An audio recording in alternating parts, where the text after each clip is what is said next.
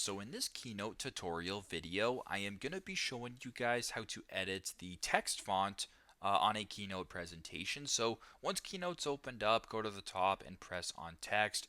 Once text is selected, press on your text right here. I'm just going to go ahead and type in text font just like this.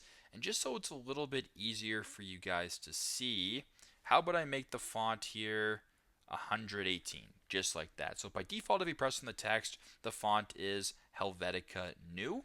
Simply just go ahead and press this bar right here. And once you're here, you can change it to whatever font is presented. So if you want to change this to Phosphate, you can. If you want to change this to Arial Black, if you want to change this to Chalk Duster, whatever the case may be, you can select whatever font that you're looking for from the examples that are shown right here. So very simple, very straightforward. But that is how to edit or change the text font of text here on a Keynote presentation.